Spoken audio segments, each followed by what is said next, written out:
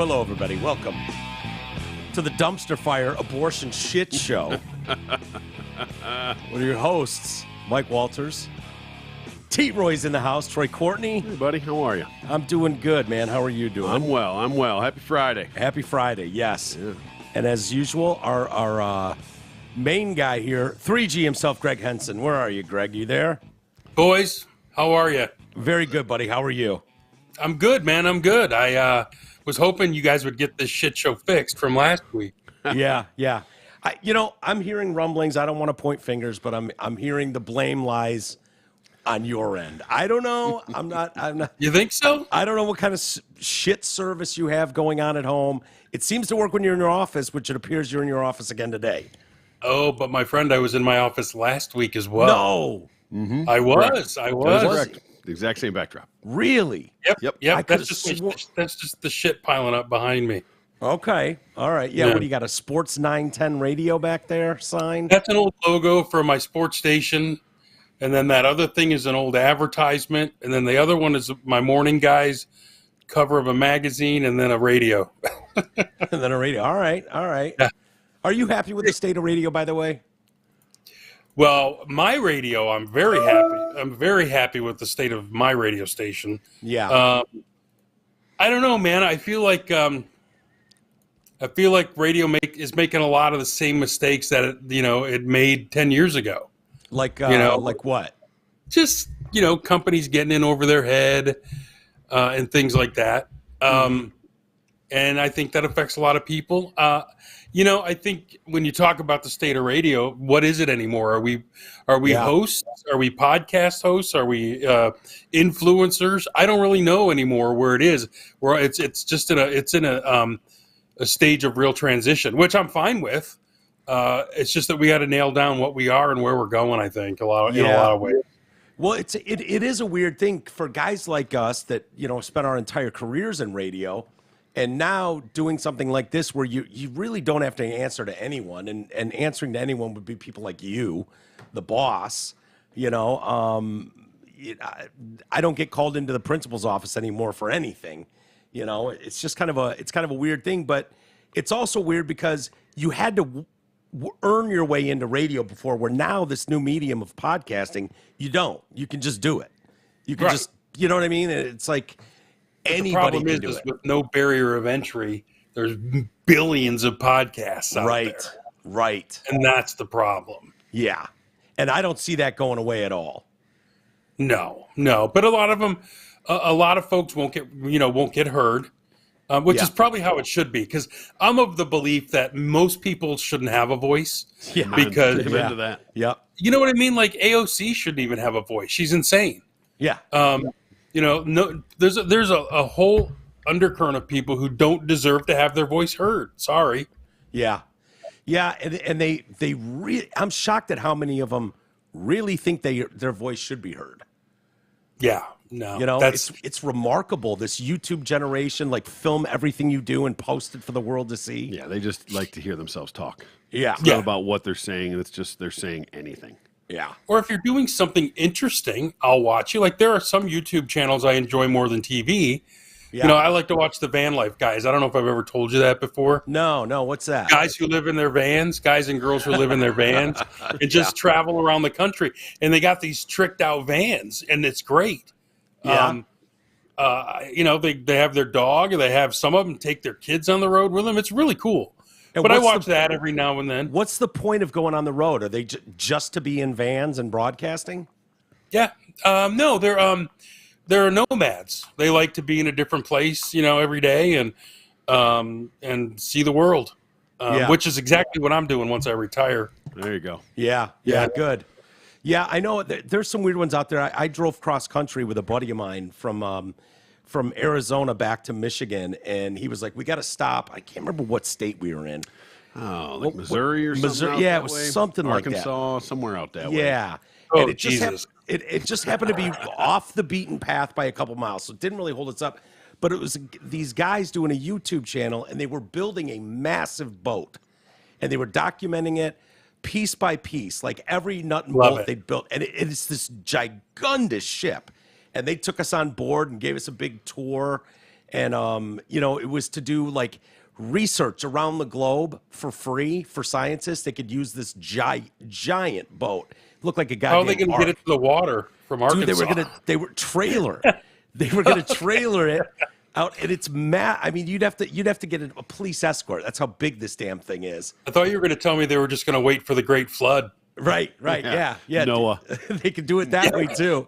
What's his name? Noah. Yes, Noah. exactly.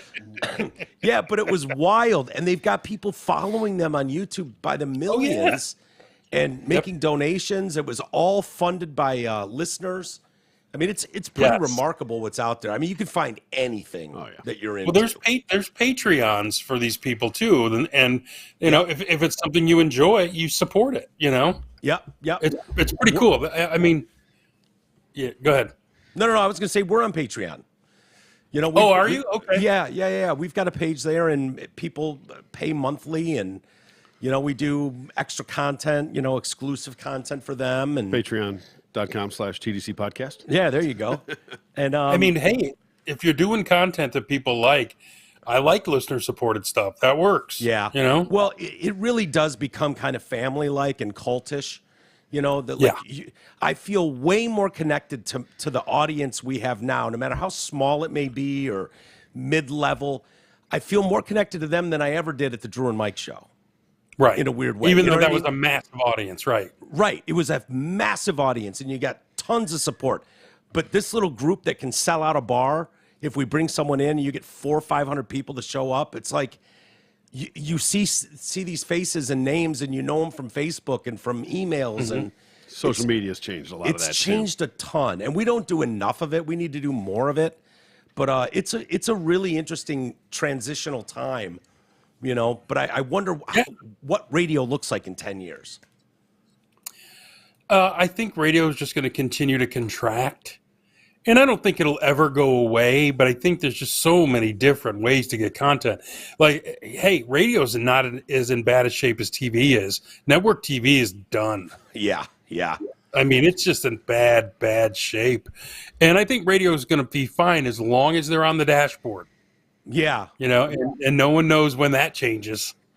Yeah, that change will be interesting. I mean, they just took CD players out of our vehicles. Yeah. Like, we don't have that anymore, I didn't even realize it. I had a CD I wanted to pop in, and I was like, I don't know where my CD player is, and I don't have one. It doesn't exist anymore. So, what future stereos look like in cars? My truck's a 2014 and does not have a CD player. Really? Yeah. That's how far that goes back. It's pretty. All right, mine's a 17, and it's got one. Oh, really? But it's a Ford. Oh, well, there you go. Yeah, mine's a Ford. Mine's a Ford Explorer, and it doesn't. So's mine. Yeah. So I don't have a CD player as of mine's. I guess a 2019 or something like that. Yeah, I don't have any CDs, so I don't care. Yeah, and I have a shitload of CDs, and I don't care either. I do too, but I don't listen to them. No, they really just take up a lot of space. But as cars get smarter and technology catches up, I think that even being on the dial is going to start being just going away. I agree, I know and it's that's on the the big dashboard, but it's going to get to the point where you just automatically connect to your phone when you get in your car, right? And everything, your Pandoras, your everything else, your iTunes, all that is just at your fingertips. It's still in this sort of transitional period where you have to connect it, and the old people don't really know how to do it yet. It's easier to listen to the radio, but in not the too distant future, it'll just take care of itself, I think. Yeah, I agree. Well, it'll just transition. And they're so limited on what they can do and what they can say, and the dealing with the commercials FCC and everything else. Yeah, it is very freeing to do it like this and not worry about what you're saying. But I notice a lot of these shows, they're repackaging what they did in the morning and then making it a podcast and posting it like it's a podcast. Yeah. And I don't know. I mean, I suppose that gets you out of the reach of a tower. If you've only got 50,000, 30,000 watts in a range, by being a podcast and posting, I suppose you can get out of your immediate area. But it seems like a fake podcast almost to me. Kinda. It's just recording a radio show. I think you can do both. Yeah. I think you can do both, but I do think there should be some exclusive stuff. When you're on the radio, you should get off the air and do an hour of different stuff, original content that maybe it is a little edgier. You know what I mean? Yeah. Well, there's definitely a market for it. We're all proof of that. So when you're looking at talent, and I don't know how much hiring you're doing these days, Greg, but when you're looking for talent, are you listening to different shows around the country and looking for some, young talent? Because it used to be people would have to send you tapes or CDs of what they were, where now you can almost do a search on your own. I don't know if you do stuff like that. I just hired a guy on my sports station. It was more recommendation based. Somebody recommended him, and I went looking for his stuff, and I found it on social media. And so I didn't ask him to send me anything. I just called him and said, "Come down and talk to me," and he did. But I didn't have to call him and get the audio. There was plenty of it available, and you want him to have a good, healthy awareness of the digital too, because they're influencers now. It's not really air talent. You're an influencer, and you got to be on all platforms. So I did find a guy like that though, and it worked. He worked hard, and here he is. So and this is just radio's just one more platform for you. Yeah. So was he a YouTuber or? No, he was working for. He was a video guy who worked in DC with the Sports Junkies. And he was just ready for his first on-air gig. Okay. And so I brought him down here and put him on. And, he's really good at it. He was doing some part-time stuff, but just needed the opportunity to go full-time. And that's what we did. Sounds great. Yeah. And he does great video. Okay. On his own. Yeah, he knows how to do all that stuff. Yep, for his show. And, it's good stuff. Yeah, really important. See your boy Valenti got a national gig? Oh, did he? Yeah, you know what? He's doing an NFL show with Boomer Esiason. You know what? I think that's on my sports station because we're in the same company. Okay, yeah. Odyssey's launching it. An NFL show with Boomer and Valenti. Boomer and Valenti, yeah. Well, how do you think that'll do? I don't know. Those kind of shows aren't really destination listening. I think Mike's better in Detroit bitching about the Detroit teams. And I don't know that he can be himself with Boomer. Yeah. Because I think Boomer's too worried about how he looks to have somebody yelling and screaming over him. But I think, whatever. I haven't listened to it. I think I run it at like 6 a.m. on Saturday. Oh, really? Here. Yeah, it's all. It's recorded. That's the only slot I had because obviously we have our own programming that people pay for, Right. So is that how that works? You get to pick the time slot? Well, they'll just say, look, it's going to be, it needs to run Friday night from 6 a.m. or from 6 p.m. Friday night till kickoff Sunday. And you just got to find a slot for it. Really? I had no idea that's how that works. So each program director around the country can just fall into that window and I've just got to air this hour. Yes. Okay. Of that particular show. Is that not always the case? Well, like if you take a syndicated show, a lot of times you got to grab a feed and then pop it in where it fits in your station. Like, for example, Glenn Beck's show runs Monday through Friday on RVA. But they put together a 3-hour weekend show from the week. And they'll say, look, it's going to feed at these times. And you just set up your receiver to grab it. And then you repurpose it into the time slot you have available. Okay. Well, that's interesting. Yeah, it's all automated now. Yeah. So because Odyssey owns this show, we're all on the same network. So they'll just, when the show's done, they'll cut it up and they'll just push it out to the Odyssey stations. So I know where it is in my carts. And so I just create a clock, pull those carts where they got to go and time it out. Like I already timed it out for tomorrow. So, okay. But yeah, it's easy stuff. This is so easy. Yeah. Intuitive, What do you think happens? And we'll get on to some news of the day. There's some good stuff going on, but sure. What do you think happens to salaries going forward for radio personalities? Because when we started in the, I think you started late 80s, I started in mid 90s.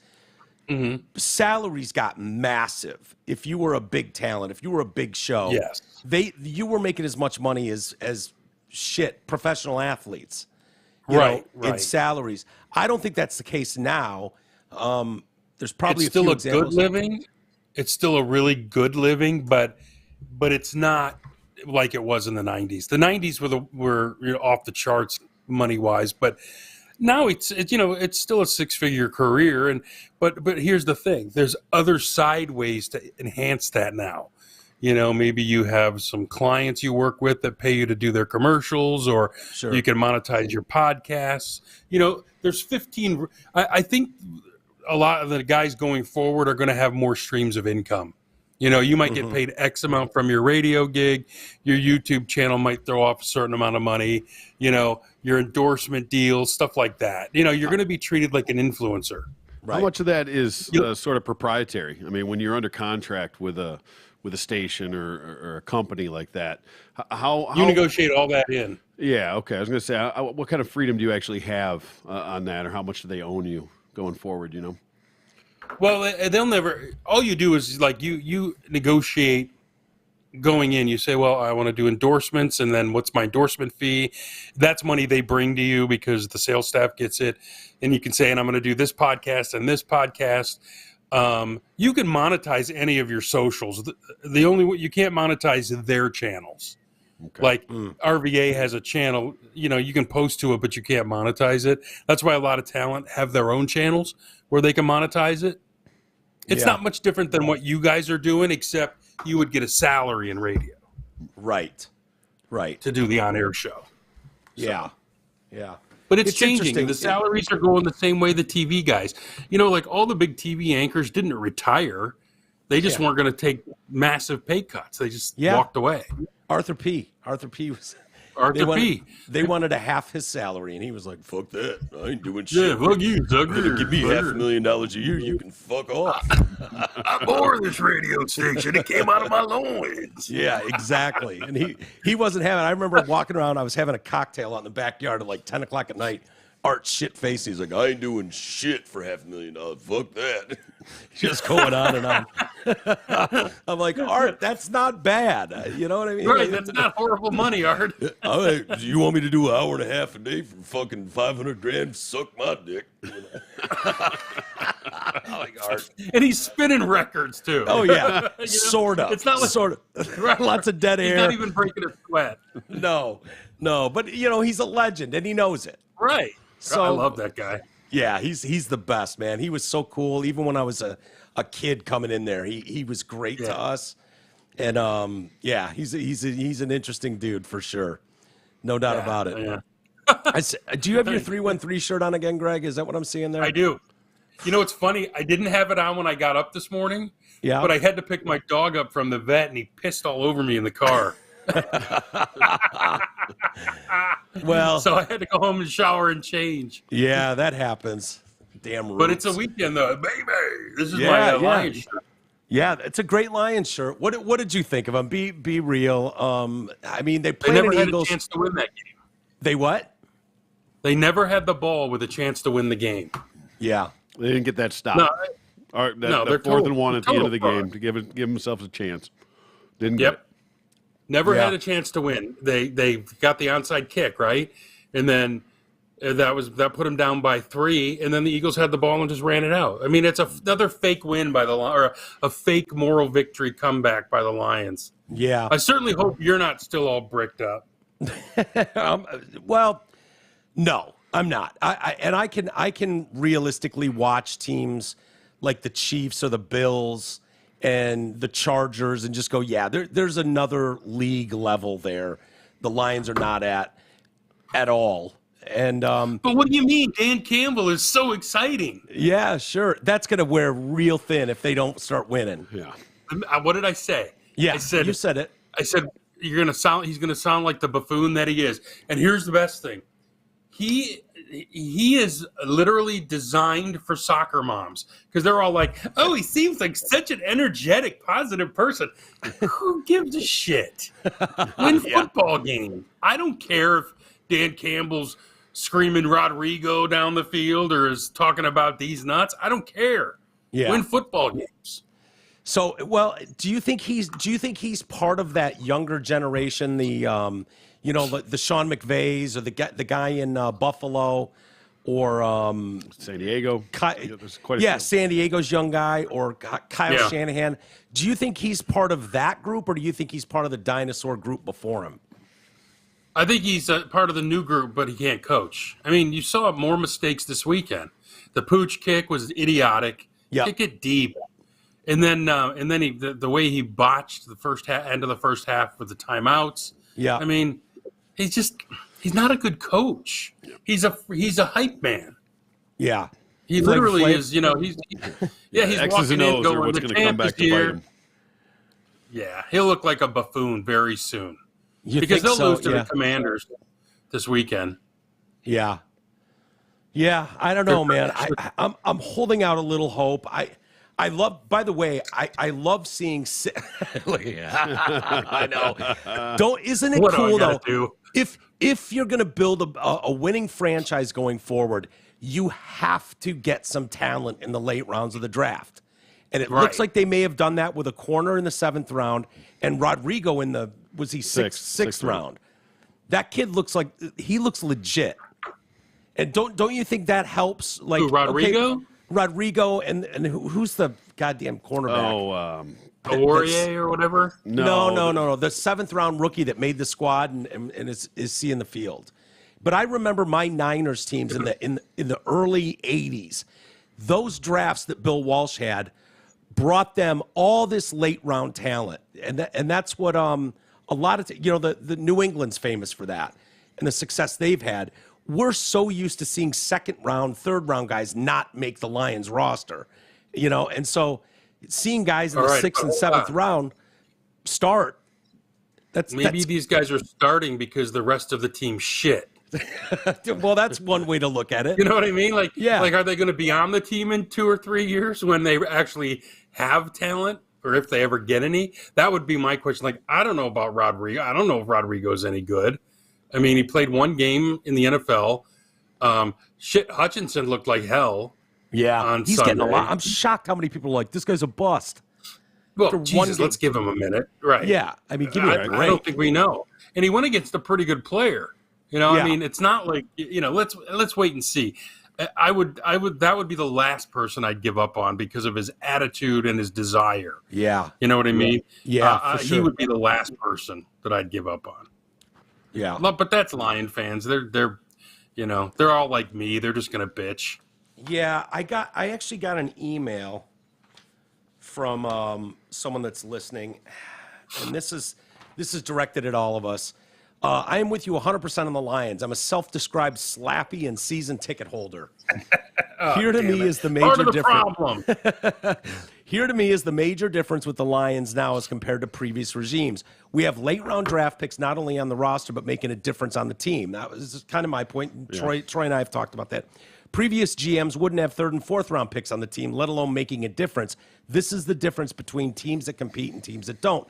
This night might not be the year, but keep this trend up for a few more years, and this team will be a legit competitor. That's got more to do with Brad Holmes than Dan Campbell. Dan Campbell. Yeah, I do like the way they've been drafting. I think they're doing it the right way. I hope these guys can stick, though, right? Yeah. When the team gets better, because I don't think it's any secret, though, guys, that their roster, especially on defense, is trash. Yeah. Yeah. Well, I look at other situations. Kyle Van Noy can't get on the starting field with the Lions and then goes on to win a couple Super Bowls with the Patriots.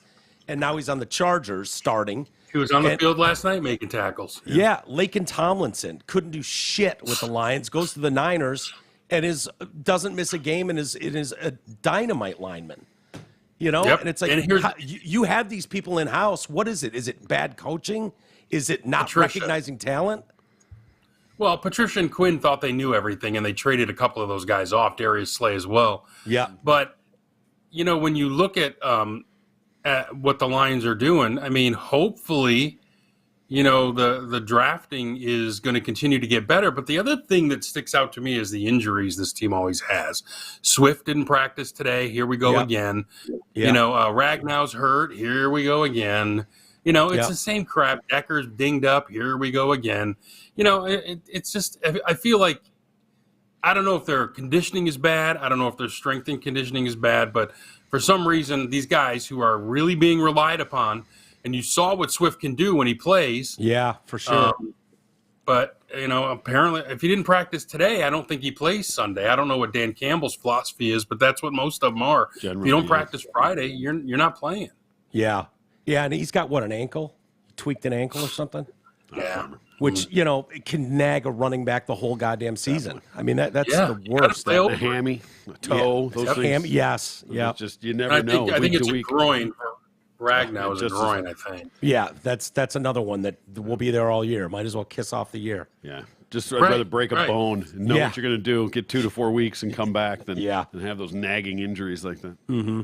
Yeah, last thing Ragnow needs is another strained vagina.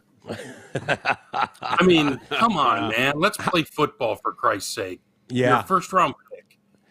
Did you see Herbert last night when he took that shot in the ribs and then that he's running to the right and just tosses the ball away? You can tell he's in so much pain. Yep. And then remarkable. He drove him down the field. He was great last night. Him and Mahomes, though. Those are two great young quarterbacks. Yeah, for sure. We were just talking about that. The future of the league is in good hands. It's really exciting with some of these young quarterbacks that we got going on. The Burrows, the Herberts. Josh Allen. Yeah, Josh Allen. Josh Allen, yeah. Yeah. It's sort of the passing of the guard, but you never know what you're going to get. When I'm looking at my 49ers Twitter feed, here's what they're doing now, because they're all trying to make excuses for Trey Lance. Obviously anyone who doesn't give 100% respect to him is a racist. We obviously that's true. But they're all saying, even though you might love Lamar Jackson. Exactly. It doesn't have to make sense, Greg. You know that. Right. So if you've got any critique of Trey Lance at all, you're obviously a racist, which I accept. But they're trying to say, hey, look at Josh Allen's when he was 22. He threw 53% completions. He sucked. Mahomes, when he was 22, he wasn't even on the field yet. And they try to list a comparison. But I'm sorry. When I saw those guys take the field the very first time, you saw the potential, right? Oh, you can tell, yeah. I mean, I don't... a lot of these guys, you know it. You know it when you see it. You do. Yeah. Hey, the minute I saw Goff run on the field, I knew we were good. What was your relationship like with the Lions when you were running sports radio in Detroit? They hated me. Yeah. I mean, they tried to pull my credentials, me and Regner, because we do the post-game show and just trash them.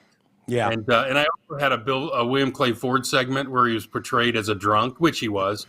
And he'd call in and he'd be drunk and smoking cigarettes and stuff. And hell yeah. But I thought it was a great bit. Like, he never called me by my name. He always called me Baldo. Hey, Baldo.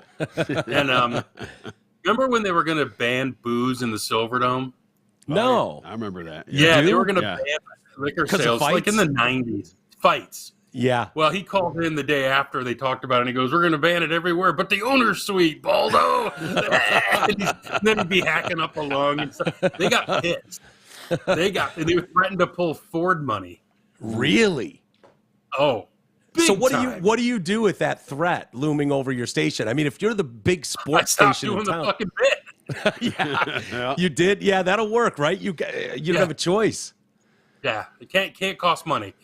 Even though I said to him, look, this character actually makes your dad really relatable. Because I think it was Bill Keeneston Jr. who called.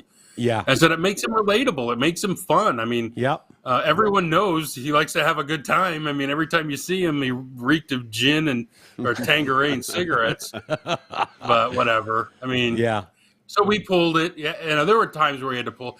Like when we did the Pizza Man song, they threatened to pull Little Caesar's money, and I think on that one we told them to keep their money. Really? But here's what they do. Then they say we'll pull it from the other stations in the cluster. So it's really heavy-handed bullshit, thin-skinned stuff. Yeah. The Tigers were the worst, though. Okay, I was just going to ask you, who was the worst franchise to have to deal with when you guys got on them?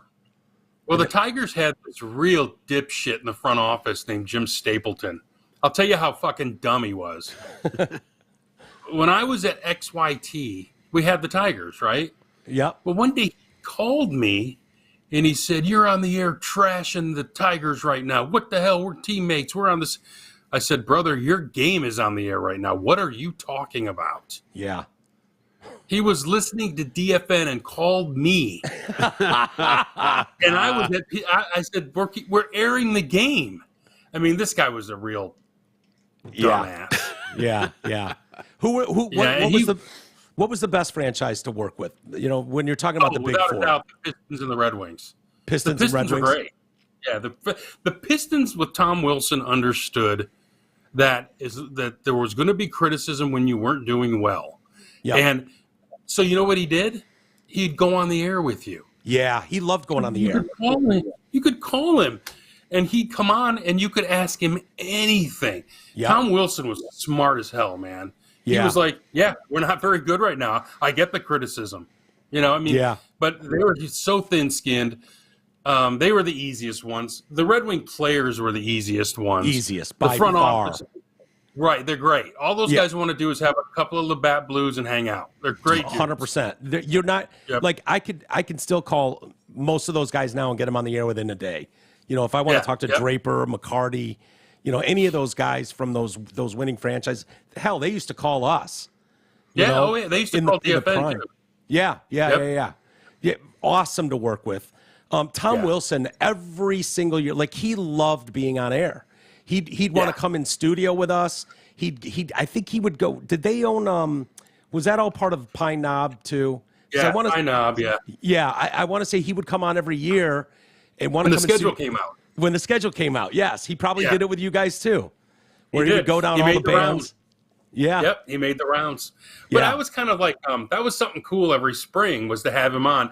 He'd come in and I'd go, okay, so after Eddie Money, who's next? Exactly. Because Eddie opened it every year. That was another guy who every year he came in. Yeah, exactly. Did he come in with you guys? Oh, yeah, of course. Oh, my God, he was great. He was so great. Yeah. That's so funny. Yeah, there's so many parallels. It's awesome. Why don't we touch on your Wolverines? Who do they got tomorrow? Oh, cripes. UConn. Nobody. Nobody. Yeah, their season doesn't start for a few weeks, really. Well, it's funny because they're getting trashed for having a weak schedule, and I'm thinking, anyone look at Alabama's schedule outside of Texas? They played Austin Peay. Yeah. Louisiana Monroe and some other fart. And they almost lost. And everyone's trashing Michigan. Yeah, I know. And what I'm telling everyone is the next 2 years, Michigan didn't schedule anybody. But, they did. Colorado State was above 500 when this game was scheduled in 2017. They were like 9-5. Yeah, that's the thing. You're so far out in front of these things when you have to schedule these. Yeah, they're too far. Yeah. That's right. They're too far, man.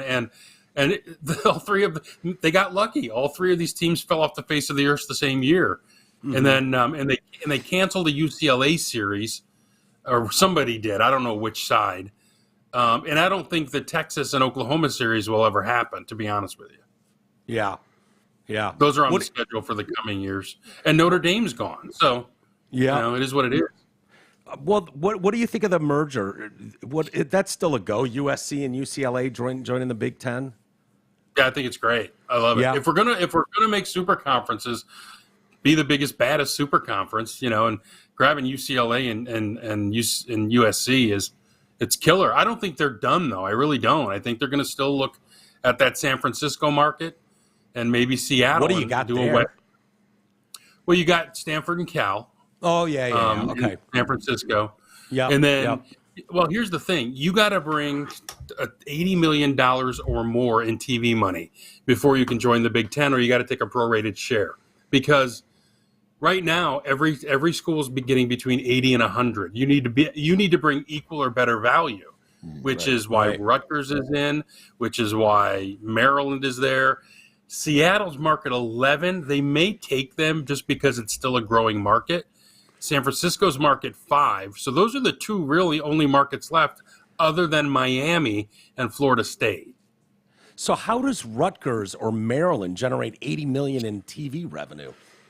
Oh, because the Big Ten Network gets $1.50 for every cable subscriber in that market, whether you watch the channel or not. Really? Wow. So a month. So if there's 13 million people in the New York market, every month it's $13 million. Wow. Okay. Every cable company in the Big Ten footprint, I think the Big Ten Network's one of the more expensive networks behind ESPN. So every TV Whether you're a 90-year-old Jewish grandma on Long Island or, you know, a 25-year-old college sports fan in Manhattan is paying $1.50 a month for the Big Ten Network. That's why Rutgers brings value. That's why Maryland brings value. And now it's with streaming too. Like last night's game on the NFL game was on Amazon. Yeah. Yeah. Don't think that's not coming. Oh, yeah. No. It's going to be really interesting because you had mentioned cable TV, I think, earlier. I have DirecTV simply for the ticket. So you don't need it. Well, I have for 25 years because I want to watch the Niners game, obviously. That's not always televised here locally. So Why I don't don't you know. talk to your buddy Greg about getting it for $30 a month on your Amazon Fire Stick? Really? Is that what you're Call doing? me. That's what I do. That's how I watch the Lions every week. It's every channel in America. You could watch the local Niners broadcast if you wanted to. Okay, hold on. I watch Detroit. I watch Channel 7 News all the time in Detroit from Richmond. It's on a Fire Stick. Yeah. Okay. All right. Off air, we're going to have to discuss this because I'm paying. I don't even know if $300 it's a legal month. or not. Oh my God! I can save you a ton. There's something else money. like the Smart Box or something that's probably along the same lines. That's basically the same deal. It's a great deal. And then once you do that, you download a couple apps. You can watch first run movies too. Okay.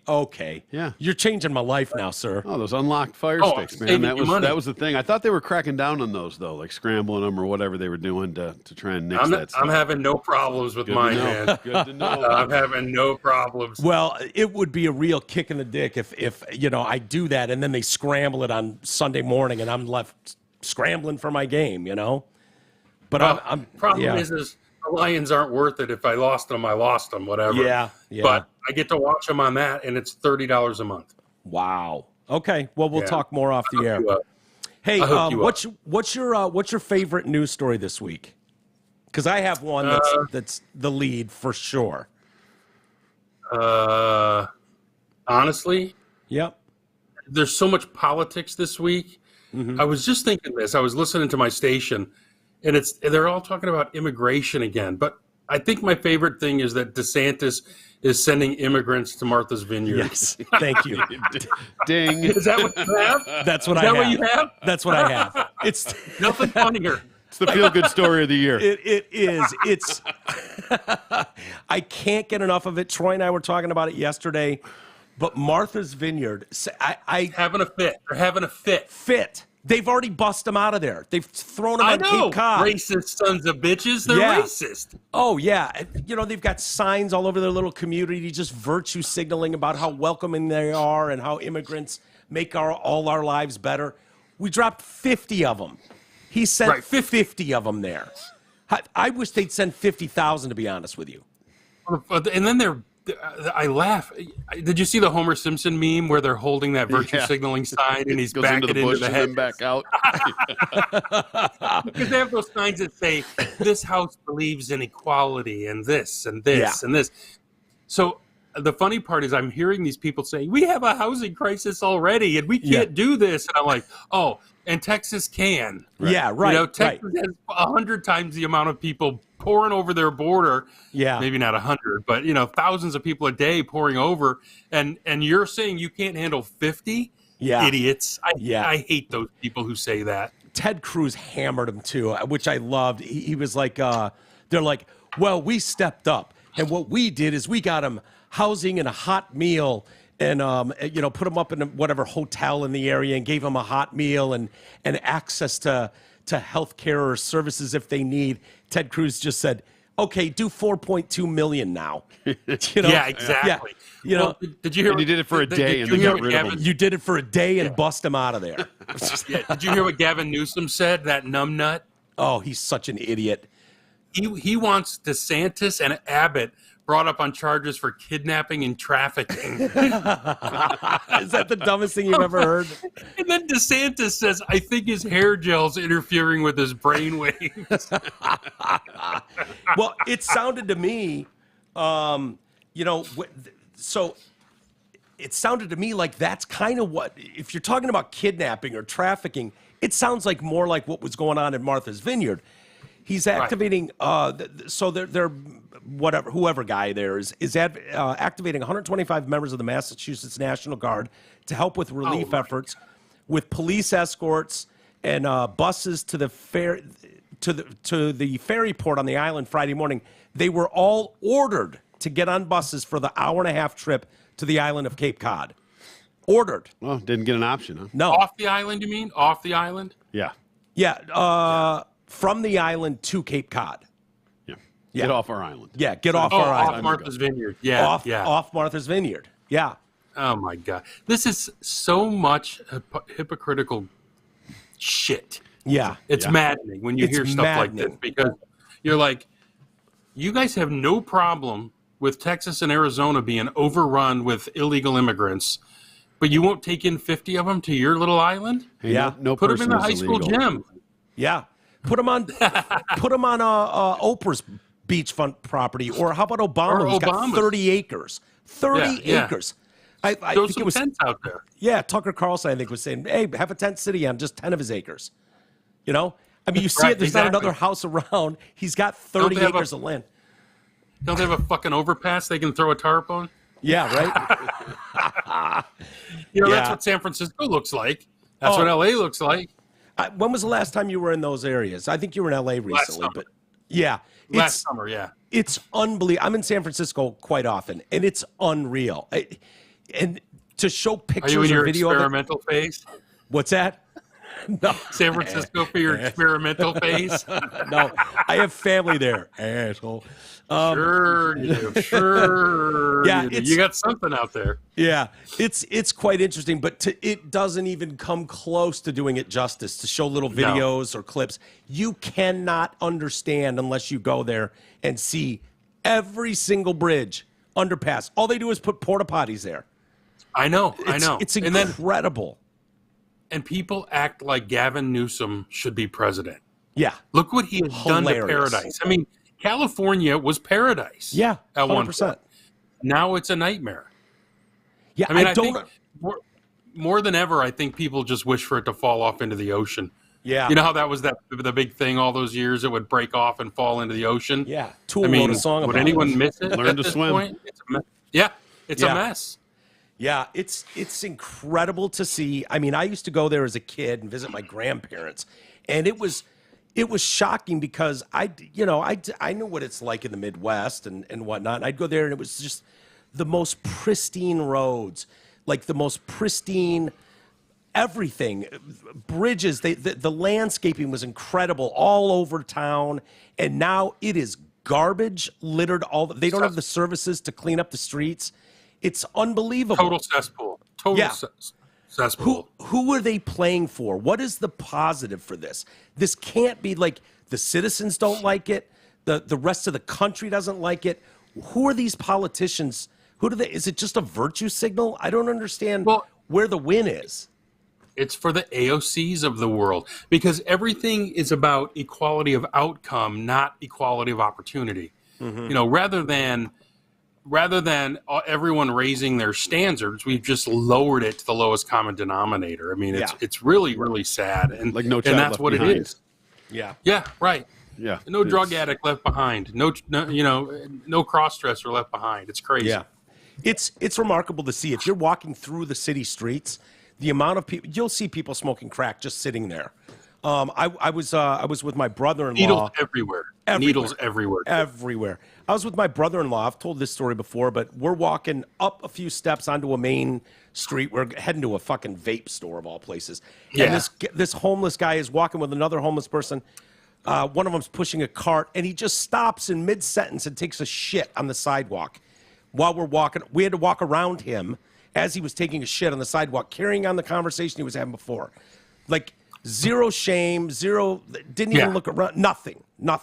Venice Beach. I was on Venice Beach, and I observed a woman eating out of a garbage can, somebody had thrown food in a styrofoam tray, eating it, just pissing all over the place. It was, I couldn't believe it. I mean, she had no underwear on, a ripped dress, and she's just peeing down her leg eating. Yeah. Venice Beach, that's an interesting one, because I was there not long ago, and it's ruined. It's ruined. It's unrecognizable. is what it is. I took my kids there because, they've seen White Men Can't Jump and, all the movies that have that. And we go there and there's number one, no one there but losers and derelicts. It's nothing like, what it used to look like. The 80s, 90s. Yeah. Muscle Beach. Yeah. You used to actually go there. You used to actually go there and see dudes just working out. Yeah. Like literally just lifting weights. And that was me. Pumping iron. Hell yeah, me too. And all those shops were open, all those boardwalk beach shops, all open and lively with families and kids. Now it's just it's unrecognizable. Hot chicks in their bikinis and rollerblades. Dude, the amount of smoking hot chicks, it was like a different world. And now when I was there just a few months back, now you have to search for a hot chick. Yeah. Like looking around, you're like, or go to Malibu. But even in San Diego, it was like, what happened to all the tens that used to litter this beach? What is going on, man? It's what? It's fentanyl, the drugs. Yeah. It's the drugs crazy. have done a number on that city. Yeah, sure has, and I don't see it cleaning up anytime soon. There's just no way to get rid of that many homeless. Well, I mean, they have to start moving them along. We've become too permissive of bad behavior and bad effort in life. Yeah, and I joke about this, and I mean it tongue in cheek, but we need more shaming in this country. Yeah, absolutely. Like when you dress like an idiot and are an embarrassment, someone should shame you. When when you don't try to achieve, you should be shamed. It used to be peer pressure to achieve and to be a good person, to live a good life and to be a productive member of society. Now it's like, oh, they can do whatever they want, and I'm like, that's not the way it should be anymore. We've become too permissive and more too tolerant of other people's mental health and things like that. Yeah, no doubt about it. And it's do you remember when you were younger? It was an embarrassment to go on unemployment. That was shameful. Yeah. Now it's like, hey, how can I weasel another couple of weeks? Yeah. And the way they do it too, it's like, well, having food stamps is embarrassing, or having the EBT card or whatever. Yeah. So let's make it look just like a Visa, like nothing to see here. This person's just got their normal Visa card like everybody else, but it's all just food stamps, essentially. I was on unemployment for about a month in Texas, and my card said unemployment. Really? I was so ashamed. I'm like, I got to get a goddamn job. Yeah. It was so embarrassing. Yeah, you would think. But that's the only time I've ever had to really collect. Yeah. Well, so many people look at it as free money, and okay, I don't ever have to do anything again. Free money's not. There's no such thing as free money. It's our tell money, that to them. Taxpayer money. Right. Yeah. Right. And the other very troubling aspect about this is if you look at the school system, they are openly bragging and proud that they're creating activists. Like that's what this country needs, is more people just bitching about something they haven't achieved. It's a new profession. Or destroying something they had nothing to do with creating. Right. It's almost it's a pandemic. Yeah. Go ahead. No, go ahead. I was going to say it's a pandemic of the underachieving, talking shit about the people who have achieved. Right. And I'm fascinated by that. How dare somebody who actually has achieved something in their career and their life have to listen to some little idiot who's never done anything? Yeah. It's fascinating to watch. I don't have any time for that. Yeah. If you've not achieved anything, built something, or been part of something greater than yourself, then I have no time for you. Yeah. That's just it's bullshit, frankly. And just finding excuse after excuse of how to say the greatest people of all time, the people we revere and have statues of for what they did, find a way to make it like, oh, the only reason they got there is because of some overwhelming privilege they had, or racism caused it. And it's like, okay, nobody was able to do something good, even in those really difficult times when the reality of the world was slavery. And it's like, this country cut that shit off. These people may have owned slaves. Yeah. Yeah, we lost 500,000 people to stop slavery. Right. First country to do it.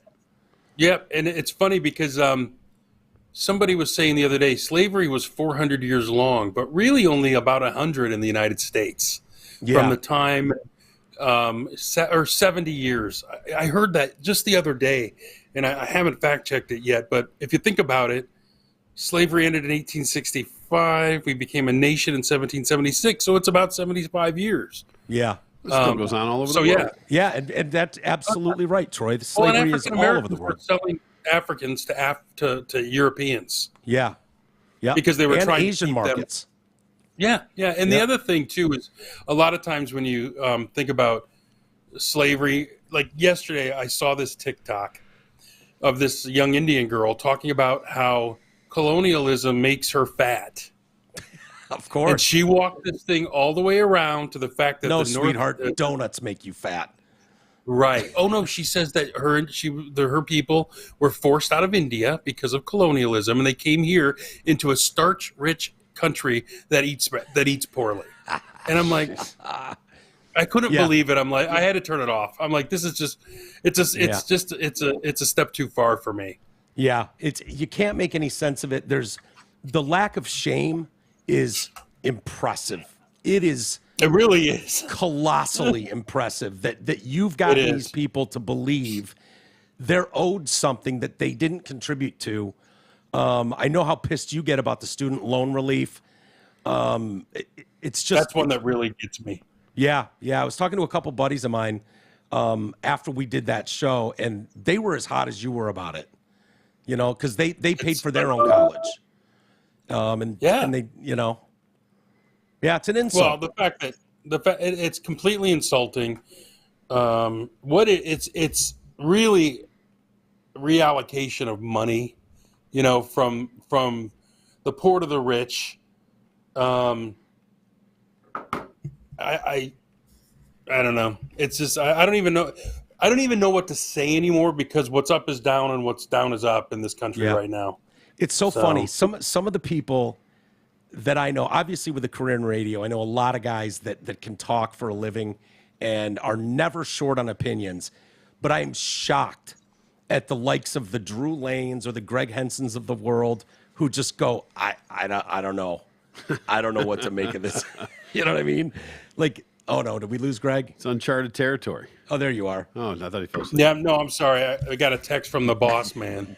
I don't know if sorry, you heard what I got to make sure I do my job. No, I thought you were frozen. Yeah. No, did you hear what I was saying, though? You probably didn't. You were zoned out. No, go ahead. No, I was saying, with a career spent in radio, there's plenty of guys that I know that talk for a living and are never short on opinions. Right. Which is why it's so mind-blowing to me that when I meet up with Drew Lane or I'm talking to Greg Henson, you guys are saying the same thing. Like, I don't know. Everything's backwards and I don't know what to make of this. Like, people that are paid for a living to give their opinions on stuff, this is so backwards and screwed up that even the best talkers I know don't have an opinion. They don't even know what to say. Well, it's hard to come up with an opinion when you don't know what the baseline is. And we can't agree on the basics anymore. Right. Like unemployment, or not unemployment, inflation is at 8.3%. And Joe Biden has a party to celebrate it. Yeah. The same day the market's down 1,300 points, he's got James Taylor singing a drug song on the South Lawn. Drug and I'm thinking to myself, song. And it's unconscionable. You're sitting there thinking to yourself, what are you doing? Yeah. But it's every politician now believes branding's more important than substance. Do you remember when ratings would come out and your sales manager would say, get the story out first? Yeah. Remember that? And yeah, we would always be like, hey, here's our wins and why we're great. Yeah. That's all they're doing now because there's so many people who believe it and don't even do a modicum of reading about it. Like anyone will tell you the economy is in bad shape and heading for a cliff. Yeah. But yet what the left has done is tried to redefine what a recession is. We're in one. We know it. Yeah, of course we know For it. For 100 years, it was 2 quarters of negative growth. Yes, yes. And you look at, he's taken a bow and a victory lap over gas prices dropping 40 cents. And you're like, hey, asshole, they went up $2.50 on your watch. So a 40-cent relief is still a $2.10. Don't forget, the president doesn't make gas prices either. Right. So, Oh, only when they go down. That's a great point. Yeah, That's a great only when they go point. down. Yeah. Only when they go down. Well, somebody asked him about, asked his energy secretary or somebody about it, the guy who got up there, and it was just word salad. Rather than going, look, none of us have anything to do with gas prices, although they do, because it's their energy agenda causes it. Sure. I mean, ask Europe. People are buying firewood again. Yep. Because they're worried about not having enough energy this fall and winter. Mm-hmm. So that's where we're heading, though, man, because the assault on organic fuels is a problem, and it's going to continue to be a problem. Yeah. I mean, how are you going to heat that mansion if you don't have any organic fuel? Exactly. It's not going to happen. Whatever you do, send CC to me. I'll keep her warm. That's my girl. Yeah. She would love that, actually. She would love that. You need to get her another one. You know what? I've thought about that. I think what I'm going to do is when she gets old, I'll get one so that the blow of CC passing will be lessened. Yeah. You know, I think that's the route I'm going to take. That's adorable. You think you're going to outlive the dog? I know. That's the auxiliary dog. Yeah. I used to work for guys who do that. We've only got a few minutes left, Greg, but I did want to talk to you about some of the other things that we're seeing in this backward, upside down world, and that's stuff like GoFundMe, being able to make decisions on whose thing stays up and whose gets banned, and you can point anecdotally to, oh, well, this leftist group got banned too. And it's like, yeah, but we all know what's going on. Well, here's one. Social media, period. Right, exactly. Here's one, Antifa. An Antifa member took part in a violent May Day riot last year, staying out of jail. Phoebe Loomis, 38 years old. You're 38 years old and you're playing dress up and running around smashing business windows. You're a fucking loser is what you are. You have lost at life. And we don't punish these people. No, we bail them out. Yep. Right. So, Kamala does. Kamala does personally. She pled no contest, first-degree criminal mischief for a role in destroying a downtown Starbucks at an organized Antifa riot on May 1st, 21. She was with a group of 100 Antifa members who gathered with riot gear and shields at a downtown park before launching an attack on City Hall and nearby businesses. Several members of the crowd used umbrellas to block the police. Loomis was arrested in full riot gear, including a gas mask, black helmet, fiberglass enforced gloves. She had, an Antifa tattoo on her chest, was in black bloc uniform with which is popular with Antifa, was carrying bear mace and a steel tool. So they charged her with multiple felonies.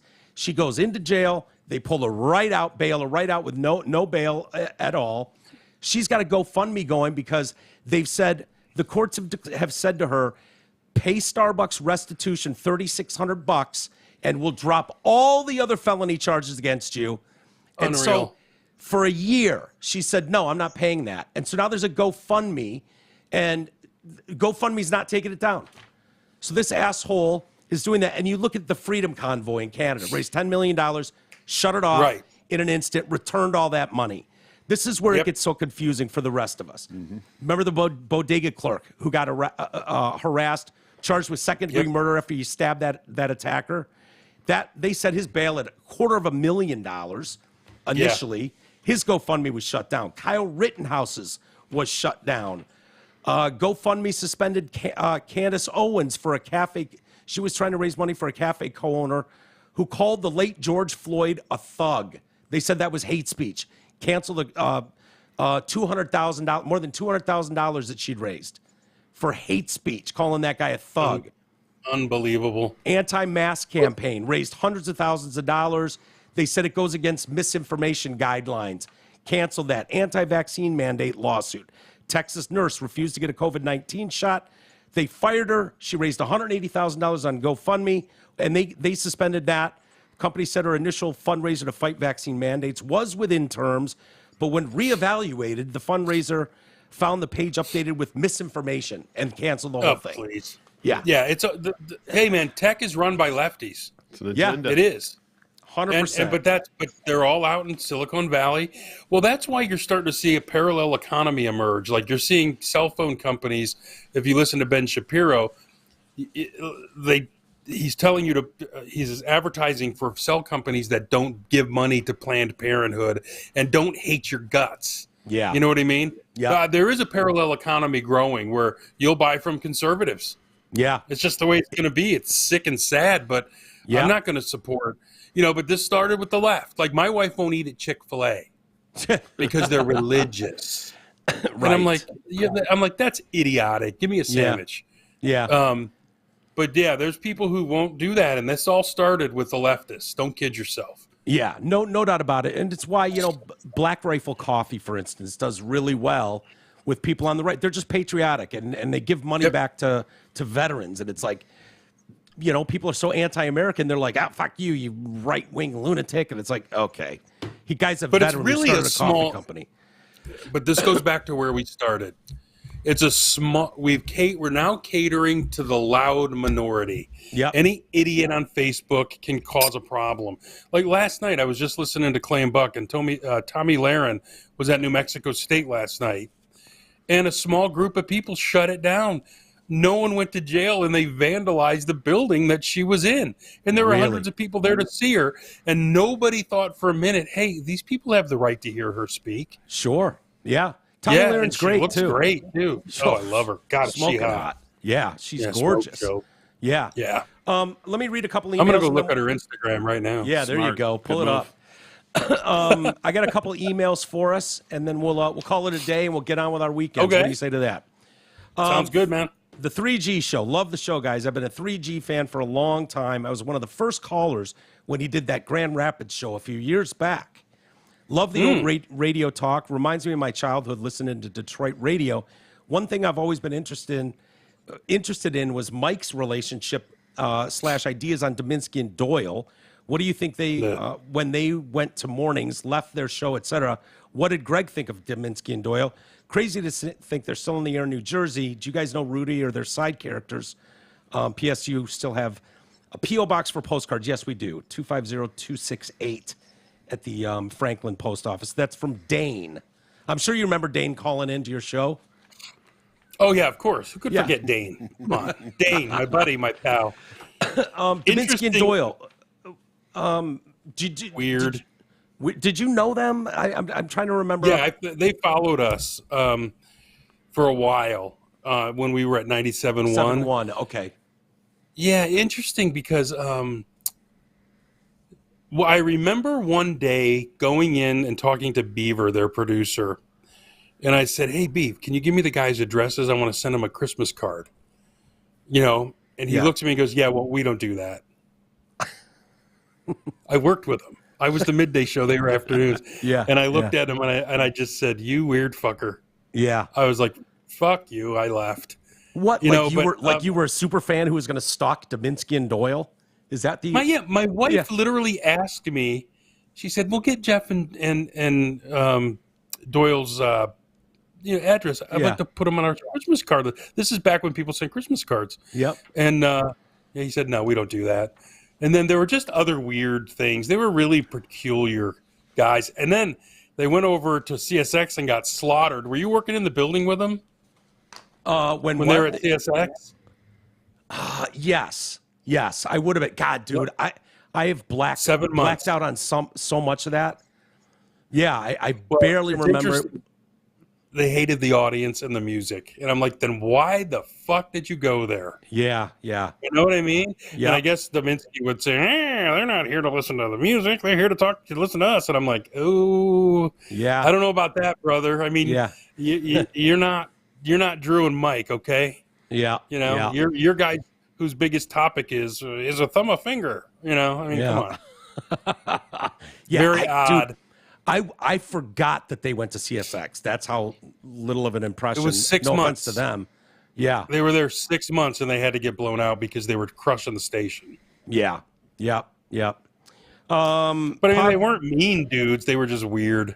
Yeah. See, I think I remember Rudy a little bit. Rudy was a good dude. Yeah, Funny. I think he was in a He was a band funny or guy. something. Yeah. Yep. Rudy would just want to be a rock star and get laid. Yeah. Like most of us in radio starting out. I get it. Pod with Greg. Hey, Mike, why is the show you do with Greg so impossible to find him? It's not on Google Podcasts, Spotify, or Podcast Addict. Are you getting shadow banned because 3G is an outspoken conservative? With love, Connor. No, it's because we're just launching on the TDC platform right now until we actually name it. And I think, we are really leaning towards some way of calling it the Shit show, dumpster fire, abortion It's got to show. end with shit show. Oh, yeah. So dumpster Yes. fire, abortion, shit show. That works. Yeah. So we got to find a way to make that work. And and then once we do, our guys will take it and box it separately. Then it'll be found everywhere. So that's Yeah, we got to get the alliteration right. DFASS. DFASS. Plus- DFAS. Plus, you guys fucked up on your end last week, so we missed the show. Obviously. Oh, that was the time when you were saying the Lions were going 17-0. I remember now. That never happened. Oh, one loss. No, it was one loss. It was one loss. Right. Double. Greg. It was 11 losses. It was 11. Okay. That's closer. Hey, buddy, have a great weekend. Go You guys Blue. too. Go Lions. Enjoy the game. Yeah, you too. I'm still, look, I'm on board for another week. I'll give him one more week. I have a question. Yeah. Did Drew and Mike have a house or rent a house by Michigan Stadium at one point? Oh, no. Yeah, Matt Because I used to walk by there. Matt Riley and Drew own that house right across the street from the stadium. Yeah. Yeah, and they'd rent it out to students, but they got the garage, and Matt converted that into a bar and TV. Yeah, Amazing. And so it's called the Little House instead of the Big House. Is it still? Do they still own it? Yeah, I think so. Maddie's down in that's Florida awesome. now, but as far as I know, don't hold me that. We broadcasted from there a ton. We would go there on I'd Saturdays. walk by there. Yeah, you should have stopped by. It would have been awesome to have you hang. It's a great hang. All the food you can eat, drinks. The you only can time have. I ever hung with Drew and Mike were at Red Wing games. We'd run into them Yeah, at Red Wing games back in the day, hanging outside drinking beers. None of us were watching the game. yeah. Drew and I ran into you in some parking lot somewhere. I can't remember if it was a concert Yeah. or a sporting event. But I Drew think and I, so, yeah. yeah, we ran into you there, and you talked to Drew for a couple minutes. You basically blew Yeah. me off. You were in the presence of one Drew Lane, so I didn't matter. Yeah, right. But Drew probably didn't even introduce you to me. Dude, 100%, that would have been like Drew. Yeah, That should be the first thing you do when you come Yeah. up on anyone and say, "Have you met so and so?" yeah. And then I could say, because to be honest, I used to get you and Mark mixed up because Yeah, I a lot only of knew your people did. voices. Yeah, I only knew your voices, so yeah. that's cool. That's so funny. All right, everybody, have a great weekend. Greg, we'll do it again next week. It's always fun talking to you, pal. It was great, guys. We'll talk All right. next week. Take care. Okay, sounds good. See you, dude.